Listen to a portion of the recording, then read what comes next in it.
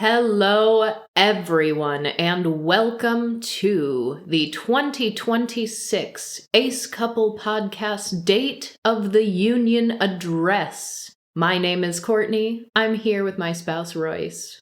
And today we're here to tackle the hard questions such as, are we in a dating recession? I feel like that's one of the more acceptable types of recessions. If I had to pick a type of recession, dating recession isn't the worst one. I have been hearing this alarmist, we're in a dating recession for, I'd say, the better part of a year at this point. And I've just been seeing more and more articles talking about it, and it's really upsetting when we see it paired with all this tangential rhetoric. I mean, we've talked about the Scott Galloway and how men need to get their shit together by pursuing women better and making more money. And we have the heritage foundations of the world who are trying to tailor every ounce of our public policy in the name of incentivizing not only a larger dating culture, but specifically increasing of cis, hetero, and procreative marriages. But let's see what some of the recent commentaries and studies have to say. Now, I feel like they've kind of stolen our bit here, but we've got the Institute for Family Studies, who just recently, February 2026, put out a State of Our Unions, the Dating Recession. So close. It's so close. They took our ideas. If they have been doing this longer than we have, please don't tell me, because I would like to think that they took our idea. How bad is it, and what can we do? A view through the 2025 National Dating Landscape Survey. So this survey sampled 5,275 unmarried young adults ages 22 to 35 in the United States. And overall, they claim to have found evidence that these young adults are experiencing a dating recession during their prime dating years. I hate that phrase. What makes something a prime dating year? I assume they're talking college-ish or just after ages because that's where people are expected to date around a lot. But it's all societal expectations, right? Unless they are going the full family angle where, biological clock is ticking, gotta settle down and start having kids by a certain age.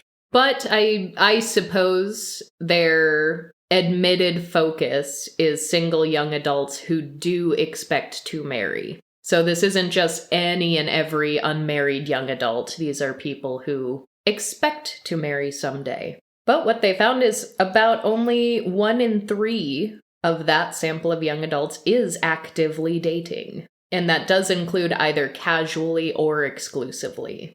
When asked how often they were dating, only 31% of young adults reported that they were active daters, which they consider dating once a month or more. The fascinating thing to me is when you break that out by men and women, it's 26% of women and 36% of men who consider themselves active daters. Okay. Do they define active? Yeah, they considered active to be dating once a month or more. Oh, okay. I see. I was at first thinking it was the person themselves defining what active dating meant, and I thought that might just be how the whole attention model works, where one demographic has to be more active in reaching out than another, but no, if it's just going on dates, that's interesting. Well, it's also because so much of the dominant cultural narrative right now is men are so lonely. Men are not dating enough. And it is kind of all young people aren't dating enough, but all of a sudden it's a crisis when men are not dating enough. And you have very, very prominent, outspoken people who are consistently saying, women are okay without a relationship. Women might even be happier without a relationship, but men, they need a relationship to be a functioning human. Which is baffling that this has become a widely accepted thing to think. It is it's a self-awareness problem. Like being able to be happy by yourself or with friends, like not being able to do that is more about knowing yourself and what you need. But the 10% difference on that active dating is interesting because for that to be the case, like either there were a statistically significant number of gay men in this pool of people that they studied, or there are some like serial dater situations going on. Like something has to be skewing the demographic if it's just have you been on more than one date in a month. Yeah, it's interesting. I don't know, because it's not that large of a study. It's slightly over 5,000 people. And to carry that line through, it does say nearly 3/4 of women and nearly 2/3 of men reported that they had not dated or dated only a few times within the entire last year. They consider this to be noteworthy because of this sample, 51% of the adults in this survey expressed interest in starting a relationship. So what they're seeing is that more people want a relationship than seem to be taking what they'd consider to be active steps towards achieving that goal. And this is this is so interesting to me because the Scott Galloway-esque narrative has become so prominent in this last year, especially. And of course, we have the even more overtly harmful right-wing misogynistic version of essentially saying the same thing. But one thing everyone says is like, oh, men don't know how to talk to women anymore. They're just in the basements playing video games. They're not putting themselves out there, and they don't even know how. But according to this, only 1 in 3 young adult men express confidence in the fundamental skill of being able to approach someone they were romantically interested in. But that number was 1 in 5 for young adult women. So women are less confident putting themselves out there, according to this survey. And I'm not going to get into it today, but in a near future episode, there is another voice, another guy who is very loudly outspoken about very terrible ideas about men and women and dating and relationships, who is just like properly become a nemesis of mine. And we almost accidentally ended up on the same podcast series as this guy. That's a wonderful story. Can't wait to share it. It's the same nonsense, though, and we've got plenty to talk about today in terms of general dating trends for the year. This survey does report that young adults desire a dating culture that's aimed at forming serious relationships. They say that while it is true for both women and men, they largely want to focus on forming serious relationships. There's still a bit of a percentage difference between men and women, where it's 83% of women and 74% of men. So that is interesting because that 10% difference, give or take a point, does kind of say that the demographic who is slightly less interested in serious relationships is attempting to date more often. That's why I almost think that dating as a general term is almost not even helpful in studies like this, because neither one is incorrect or better than the other. You should be able to pursue whatever type of relationship you want, whether it's serious and monogamous, whether it's casual, but just setting expectations amongst people you're dating to curate your pool of people correctly so that everyone is on the same page and comfortable and whatnot.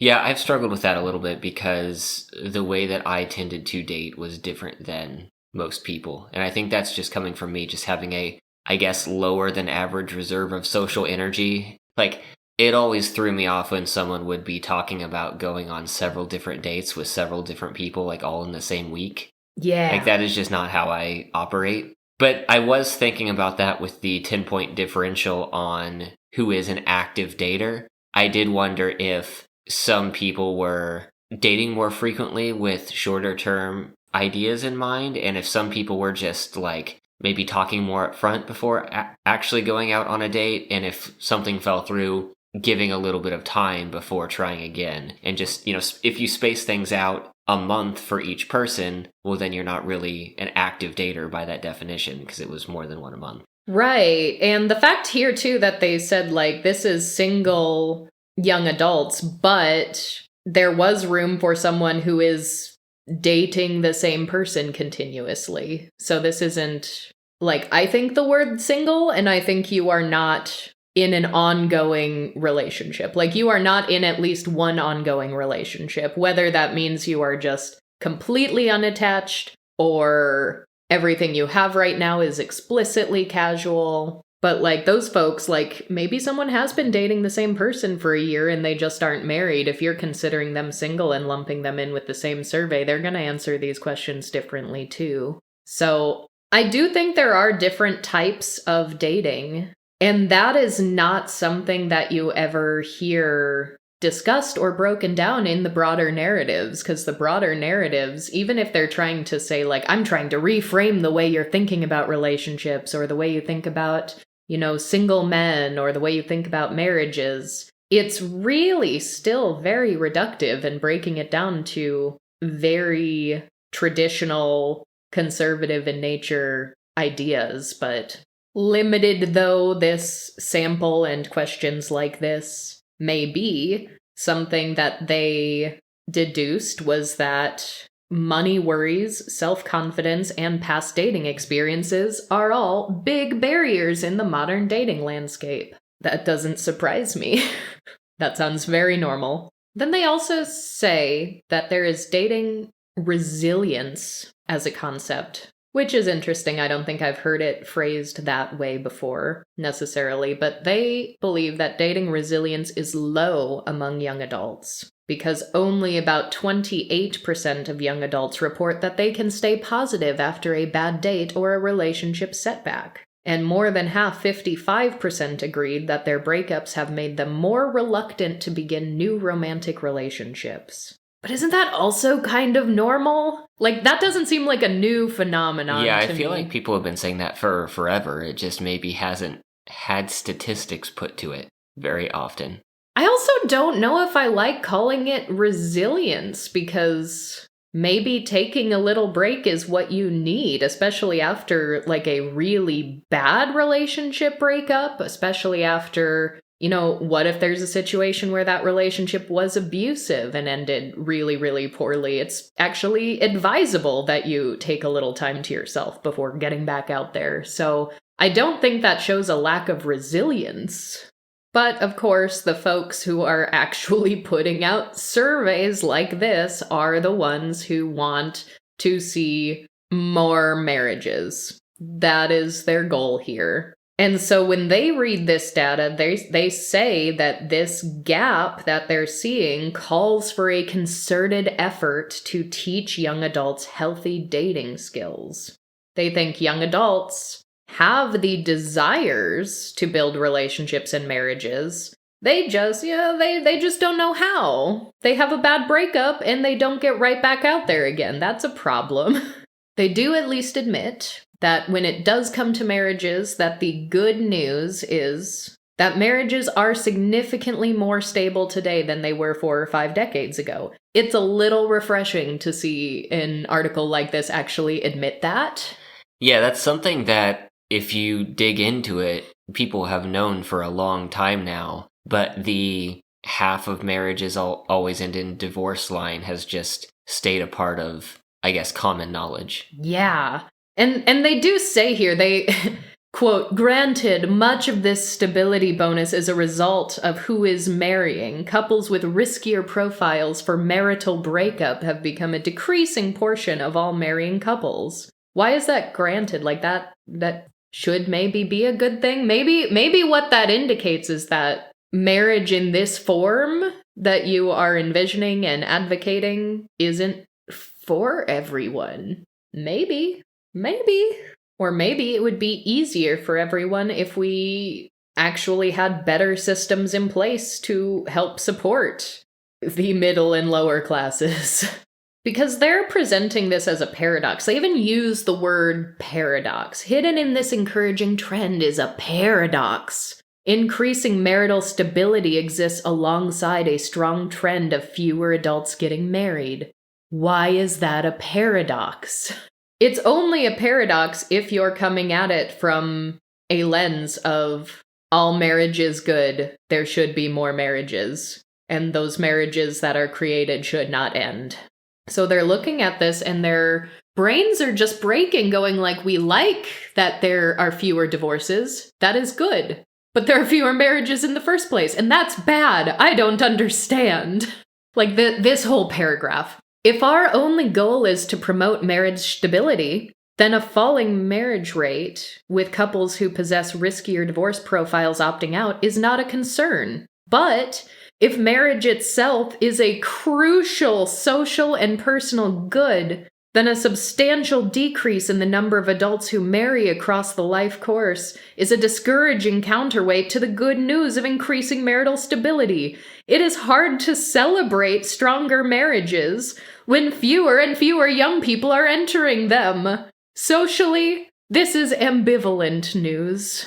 Well, what it proves is that second point is incorrect and you should drop that thought process. Yes! Like, when you have to jump through hoops to defend something that you want to believe in, that is a good indication that it isn't worth believing in. There's something flawed about it. Well, the exact same flawed logic we have seen been playing out with all of the iterations of pronatalism right now, because everyone's saying like, oh, women have more autonomy and freedoms and career prospects and more money and all of these things that should be very good things. And they're like, but when women get more rights, they have fewer babies. And we can't have that. We want more babies. So it kind of sucks that women have to have fewer rights to have more babies, but hear me out, more babies? Like that is literally the conversation all the pronatalists have, and they'll even talk at more global scales. They're like, yes, in all countries where women have a higher quality of life, the birth rates go down. Can't have that. Like, just stop it. Maybe there are lots of different ways to have a healthy, satisfying, fulfilling life, and we should care predominantly about all existing humans to have their own lives and relationships and kids or lack thereof that they want. And maybe everyone can be happier, and every type of relationship that they choose to form or not can be stronger and better and healthier and happier as a result. I think that should be a net positive for literally everyone, but folks like this are like, no, that'll ruin the world. So I'm not going to go through this entire report because it is long and it could be a whole episode in and of itself, but we've got other dating trends and commentary to get to, because this is not just an episode on the Institute for Family Studies. This is the date of the Union Address, but I will put the links in all the usual places if anyone wants to read it yourself in the entirety. But I do want to point out that when you scroll down quite a ways, they do start having recommendations based on their findings. And they do say recommendations for relationship educators teaching dating skills. I'm really, really, really gonna need conservatives to take the word boot camp out of their vocabulary. They really need to stop. We had the marriage boot camps, which we talked about in our recent report from the Heritage Foundation. Now, the Institute for Family Studies wants to offer creative dating boot camps for young adults who need skill, practice, and confidence boosts. And I don't like that. So, and mind you, everything we reviewed and everything that is written in that Heritage report on marriage is horrifying and bad. The little marriage boot camps, I think, got an outsized backlash just because it sounds so horrifying. And there was one little line in there that was like, completion of these boot camps should mean that each couple is ready to walk down the aisle in a communal wedding ceremony. And like, that's horrifying. Communal wedding ceremony, like that is cult shit, straight up. But a lot of people have been saying like, oh, they want to send single people to camps. Which I guess if your definition of single is not married, Sure, but in the context of that report, they were saying like established couples who are not yet married, and potentially even couples who like have kids but are not married. Like, let's send them to a marriage camp. So saying boot camp is just terrifying and bad, and just maybe don't. But that paired with this is terrifying. If you have boot camps for like properly single people who are not even dating to go to a boot camp for the purpose of dating and then funnel them into a marriage boot camp, absolutely fucking not. Don't do it. If I have to sit here a year from now for the 2027 Date of the Union address and say that they really did it, they're sending people to dating and marriage boot camps, I'm gonna be so mad. Don't make me do it. Don't make me do it! Although, here's a shocking bullet point, because this is under all of their, like, what do we do about this? They start with offer dating boot camps. But near the end of the list, they say, understand that differences in dating experiences for women and men are minimal. There is little need to accentuate gender differences in instruction. Oh, okay. Somebody get Scott Galloway on the phone. What? Also, that sounds like counter to everything people in this, like, camp of ideology tends to say, too, because they're always like, men and women have fundamental complementary differences. Yeah, I feel like that's something we haven't read before, but at the same time, if what they're actually doing is taking the stereotypes and saying, no, hey, all the men, you need to date more like how women date, like, that might be an improvement. So, utterly fascinating. I'm done for the day on the Institute for Family Studies, so we are moving on to a much lighter topic. I mean, hey, Valentine's Day was recently. Not as exciting as, Aromantic Spectrum Awareness Week to follow shortly thereafter. But apparently, the kids these days, those being Gen Alpha now already, are still exchanging Valentines in school sometimes. And that does kind of surprise me, because I feel like even while I was in school, they were starting to take away fun holiday celebration things in school. And I kind of suspected that that was just going to keep happening more and more. Like, we still absolutely had the little, like, make a Valentine's Day box out of, like, a shoe box or something, and everyone goes around and, delivers little Valentine's mail to everyone. Which is a cute, fun little thing, but, like, while I was in school, they started taking away, like, Halloween activities. And I started school being able to wear costumes to school on Halloween, but then they totally took that away at one point. So I was a little surprised to hear that these school Valentine's cards are still a thing, at least in some places, at least in some schools. But my goodness, when I had a conversation with someone who has kids recently, who was looking through these Gen Alpha Valentine's cards, was I ever disappointed? I'm sure the Valentine's cards we had when we were kids were also corny and cheesy and adults didn't understand, but I remember so many of them just being, like, based on TV shows or movies. Or just having some very simple, like, puns. Yeah, but now it's like we're verging on the, like, second or third generation wave of, like, absurd internet meme nonsense. And it's just getting weirder and weirder all the time. I just had a thought. Do you think you could make a pop-up card that basically, as it unfolded, was like the flipbook version of an animated GIF? Oh, gosh.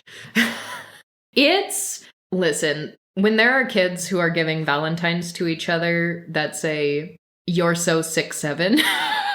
I still feel like that one's maybe a stealth insult that is just going underneath the adults in the room's eyes, but maybe I'm wrong. I mean, some of these things are just, like, slang, right? And they were slang that were from more niche minority communities, but leached into the mainstream and then got watered down. Like, that is a thing that happens. with slang from the Black community, from queer communities, like that. Stuff like that happens all the time. So it doesn't surprise me to see Valentines that are like, Valentine, you are so fire, or you're the goat. Like, okay, I guess that is what I would expect from a Gen Alpha Valentine. But then you've got ones that are like, you've got Riz, no cap.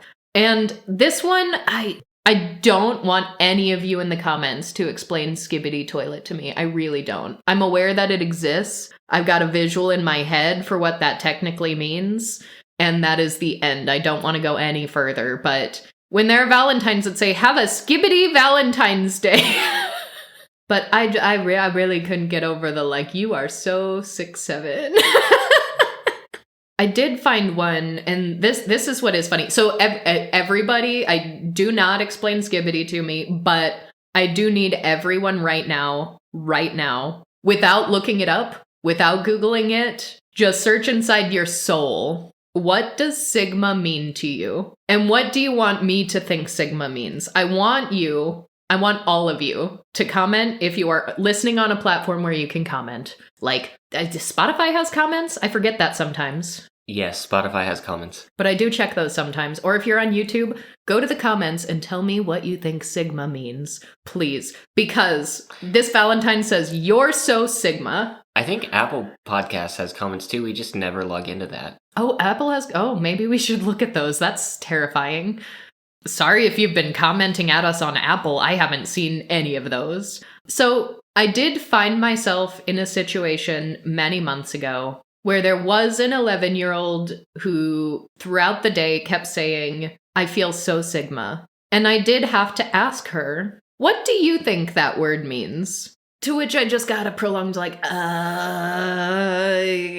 don't know. So that person could not explain it to me. However, ever since, instead of logging in to the social media accounts that I have sworn off, instead of Googling it, I have been just sampling, like soliciting opinions, if you will, soliciting definitions from other people in my life, but only people that I have real life, face-to-face, in-person conversations with. And it has been such an illuminating experience because everyone who thinks they have a definition of Sigma, it's like a little bit different. So I've gotten this enormous array of definitions about Sigma and whether or not it's a good thing, whether it's a bad thing. If it was a good thing, but then became a bad one, or it was bad, but then it became good. And I think this is so much more entertaining than being incredibly online and knowing the online discourse about this. So I just got new definitions of Sigma from new people. This has been months I've been soliciting these definitions. I just got new definitions a couple nights ago from adults who have teenage kids, which are completely different from any of the other opinions I've been soliciting lately. So that aside, I'm really tempted to talk about Skibbity. Do you know anything about Skibbity? Yes. Why? I think it's... When did this happen? This is why I wanted to talk about it, because I think it's interesting. It's an example of basically like retro forms of retro media coming back. Do you remember back in like the, I don't know if it was the early mid-2000s, something like that? Of course I do. Red versus Blue? Do you know what machinimation is, or machinima? It's so Red versus Blue was a series put out, I believe, by Rooster Teeth, who has grown into a bigger animation studio company now. Oh, I know Rooster Teeth. Yeah. I don't know if I know that specific one. So it was entirely made using the Halo engine. So they positioned the figures in the Halo engine and the vehicles and the maps and the cars as a setting, and then voice acted over the recordings of things with that engine. And things have done that periodically throughout time. A lot of things have used the source engine, which is Half-Life. Occasionally you'll see some animations come out that use World of Warcraft, and that style of animation is a portmanteau of machine and cinema, machinima, or machinimation. That is it was a thing that was very big back then, and I feel like there has been a big gap where we hadn't seen it a lot. The whole Skibbity thing is someone recently whose YouTube and TikTok channels blew up. They got enormous. They're using Valve's source engine, the Half-Life engine, to make a story using the models and figures and things. I don't even think it's that recent anymore. I think this was years ago now. I mean, it's ongoing. Oh dear. Well, okay, that's all fine and well and good. It started at the beginning of 2023. So I feel like there was a gap from the early machinimation to this incarnation of it. So what does it mean to say have a skibbity Valentine's Day? I don't think it does. It doesn't mean? I don't think it means. It means nothing. You get nothing! Well, damn, so I guess when I wasn't looking, Race figured out what skibbity toilet means. Oh, I've seen a lot of the videos. It's just been a while. I also liked that when I asked you, you had a definition for Sigma, but your definition doesn't match everybody else's. That's because I had the most basic definition, and I'm sticking to it because I think it's funny. But no, the whole skibbity thing is just an animation thing that is inherently absurdist in its concept and has just continued to grow more and more absurd. Yeah. And in like grander scale, like they've found a plot line that's going on. There are like threads devoted to people trying to deconstruct the lore that's present in the animation because there aren't a lot of spoken words. Like it's a whole thing. So it's like Gen Z's salad fingers? Maybe. Sure. Let's go with that. So yeah, I mean, I'm sticking to we're just on third generation internet nonsense. I will say these goofy little Valentines, the nonsensical You're So 6'7", have a skibbity day, the things that don't mean. Adults who are actually dating also have words. They do still have words. They do still have words. I have here a list of words that mean almost nothing to me, so let's see if we can figure them out together. Let's see if Cosmopolitan magazine can explain these words to me. Chalance. What? Chalance. Can I get the spelling? Can you use it in a sentence? Chalance. Chalance. It is the opposite of nonchalance. Used by daters to signal they're seeking a partner who puts in effort. So it's like the opposite of playing hard to get. And for word number 2 here, we have a portmanteau. Ghostlighting. A combination of ghosting and gaslighting. Ghostlighting is when someone effectively ghosts/slow fades on you, only to randomly pop back up later to reinitiate conversation as if nothing happened, all while acting like you're crazy if you call them out on it. So this one we're actually gonna need to get into the weeds here a little bit, because I have been intentionally putting off learning what cuffing season is. But I did have someone in my real life, actual day-to-day world use cuffing season recently, and I was like, yep, I guess it is time. I do have to look up what this is. Word number 3 here is called sledging, and it says a variant of cuffing. So do you have definitions for these via Cosmopolitan? Because if cuffing season isn't a part of BDSM culture, I have no clue. It is not. From what I understand. Let's see if we can suss this out together. So, a variant of cuffing, sledging, refers to getting into a cuffing season relationship with the intention of breaking things off by spring. It's generally considered a more toxic approach to cuffing season. By spring, so is cuffing season winter? That would make sense with the context clues based on the conversation I had recently about cuffing season. Is it like everything's going to slow down during the winter, so you better find yourself someone to chain to so you're not alone? Is this the opposite of ring by spring? Well, sledging was the intentional choice to break it off by spring. Cuffing was not, correct? Yeah, cuffing is a cuffing season relationship, but sledging is doing it with the intention of breaking things off by spring. I guess, what's the term for, like, a short-term summer relationship? Because that's a thing that's been around. Oh, like a spring fling? Yeah, but I said summer. Summer fling. So, the reason why this is considered more toxic is due to the fact that the other person, the one, quote, getting sledged, has likely not been made aware that this romance has an expiration date. So are you going to define cuffing, or does Cosmopolitan assume we already understand what that is? It has provided a link, so I'm going to click on the word cuffing season to get to a new article. 6 cuffing season trends to know this winter, but that's from December 19th, 2025. So, oh my gosh, so many words. This is just a slang dictionary. I might as well just be on Urban Dictionary at this point. Yeah, I guessed correctly. It's just when people search for a short-term romantic partner for the colder months, in the areas where it gets cold, usually from October through March. Why? Avoid getting too lonely when it's cold out, to have someone during the holidays. All right, well, we're going to move on to the next word then. Friendfluence. 2026 is the year we merge our social lives with our dating lives. Data from Tinder's year-in swipe report reveals that 42% of singles cite their friends as a major influence on their love life. Okay, but why do they call it cuffing season? Are they like you're shackling yourself to someone else? Like, that sounds terrible. Yeah, pretty much. It's very old ball and chain of them. I hate everything. I've closed the page I was reading, but I thought I saw there were some slang origins where cuff was an alternative to hook up.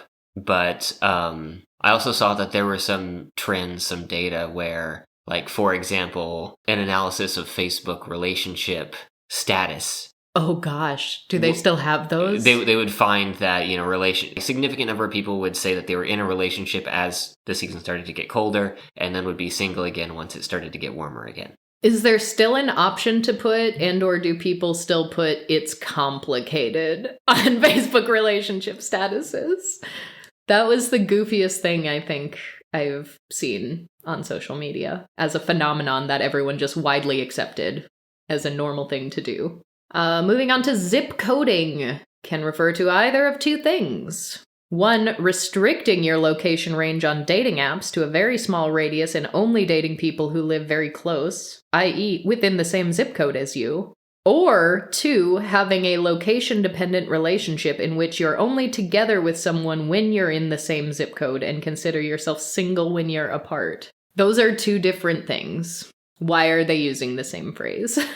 Monkey barring, when someone lays the groundwork for a new relationship before ending their current one. Which luckily they explained because I didn't realize why it was called monkey barring. So you can just swing over to the next one. Yeah, like dangling between 2 monkey bars, you're still gripping one hand on your current partner while reaching out for someone new. See, I don't monkey bar. As a kid, I was always terribly afraid of monkey bars because I was never strong enough to get all the way across from one side to the other, so I would always have to drop down. And the shooting, fiery pain that would go through my weak-ass EDS ankles when I jumped down onto the ground and all the way like up through my knees, hips, back. Awful, awful pain. No monkey bars for me. Absolutely not. Okay, Shrekking. What's that one gonna be? Wallowing in a swamp? Having a best friend who's a donkey? Yeah, it's when you practice friendfluence, but the friend is a donkey, yes. No, it is dating someone you consider to be below your standards with the assumption that because you're out of this person's league, you'll automatically have the upper hand in the relationship and be less likely to get hurt. I don't think that's a good definition of that word. To get Shreked is to strategically date down, only to still wind up getting rejected or heartbroken. Oh no. Did they see the movie? Did they watch the Broadway musical? Okay, now I've heard of Golden Retriever Boyfriend, but I have not yet heard Black Cat Boyfriend or Black Cat Girlfriend. Apparently it's a mysterious, slightly moody counterpart to the Golden Retriever Boyfriend. So we're talking intellectual, artsy, cool, standoffish, people who are introverted and value their alone time, aloof and intimidating, but draws people in. I don't think any of these are dating trends. This article is called The Top Dating Trends to Know for 2026. But finally, last one on our list is the avoidant discard. A shady breakup maneuver in which someone distances themselves emotionally from a relationship without directly ending it. All of those were terribly depressing. This one from Times of India is called Dating Lexicon 2026. Stop wildflowering, start freak matching. Freak matching is apparently just dating someone who has the same niche quirks and unconventional interests as you do, where wildflowering is apparently just avoiding rigid expectations. Explore connections at your own pace. Okay, so at the risk of just making this episode largely about words that I don't ever hear in my social circles, I do have to talk about an ad that I have been getting so often online lately. Part of the Date Those Who Donate campaign, apparently put out by the New York Blood Center. It is a melodramatic commercial with a series of people on dates where one person is asking the other, presumably if you'll go donate blood with me, and the other person is just turning them down repeatedly. And it's like, oh, I'm sorry, I'm busy that day. And then a guy's like, I didn't tell you what day it was. And then they just wave a red flag in increasingly dramatic ways. Like the flag starts small for the first one, and then they get bigger and bigger. And finally, at the end, someone agrees to donate blood with the person they're dating, and then the red flag disappears, and then they walk into a blood donation center together. And it's kind of goofy and quirky enough that I do hope that it is making more people aware of and thinking about blood donation. But from the actual dating standpoint, I can't tell if it's trying to be real or cringy or not, because one of them is like a woman asking another woman to donate blood with her, and she's like, I can't, it's just not my love language. And the other woman's like, it's literally an act of service. And I don't know, maybe I can chalk it up to the mere exposure effect. Maybe it's really rubbing off on me because I have now seen it so many times. But the first time I thought it was just so corny and unbearable.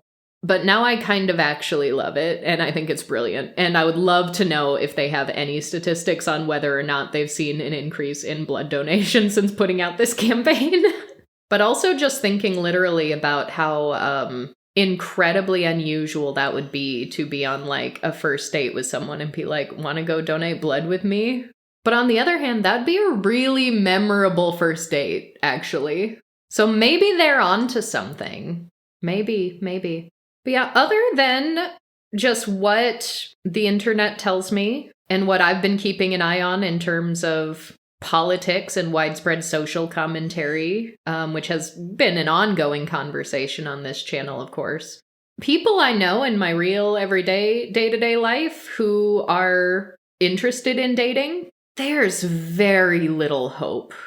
There's very little hope that I perceive from people. And I don't know if people who are a bit younger have that same overwhelming sense of dread. According to the internet, they do. But the number of people I know right now who would like to date, but have experienced dating being so fundamentally miserable that they just don't even think that it's worth it, or they haven't figured out a way to do it that works for them, it's pretty universal. And almost all of them I know are fully swearing off the apps. Like, oh God, I do not want to be on the apps again. And really trying to find more in-person ways to meet people and connect with people. Which I do personally think is great, but there does seem to be a much more difficult culture of meeting people in person than there used to be, because people, by and large, are not falling back on the same kind of like bar culture that there used to be in terms of meeting people, which, let's be very clear, has never worked for everybody. It's just been an easy, dare I say, lazy default to fall back on.